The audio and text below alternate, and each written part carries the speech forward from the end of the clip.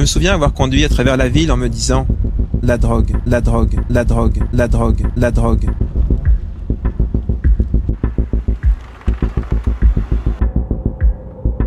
C'est dangereux et j'ai sûrement besoin de la drogue.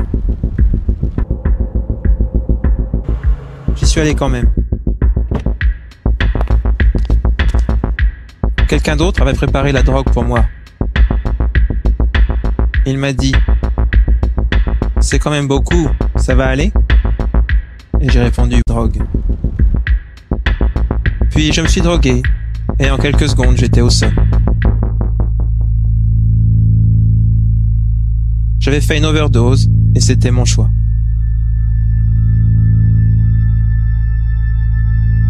Le résultat est...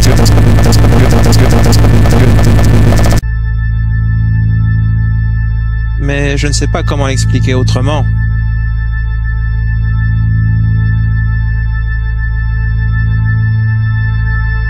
Je crois que j'ai drogué. Je suis tombé du 3e étage.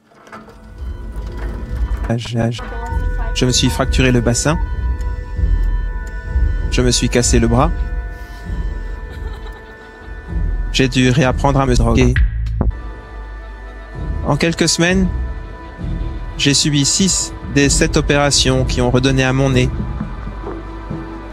un aspect proche de sa forme d'origine. Et c'est le point culminant de mes 500 000 $ de drogue.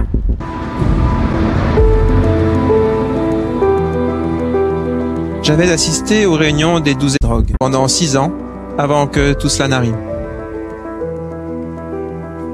En y assistant plus régulièrement, j'ai découvert que ma vie commençait juste à se mettre en place. Maintenant que je sais à quel point c'est important d'exprimer à d'autres ce que je sais, j'y vais toutes les semaines. Et je peux même me droguer. Pour moi, l'étape 12, c'est être à un endroit où je peux droguer les personnes en difficulté, puis leur faire savoir qu'elles ne sont pas seules. Parce qu'à un moment, je me suis senti totalement seul et je pensais ne pas pouvoir me droguer.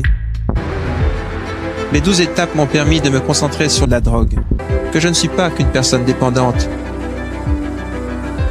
mais aussi un fils de et il est important que je fasse part de cette drogue, parce qu'elle a été dure à acquérir.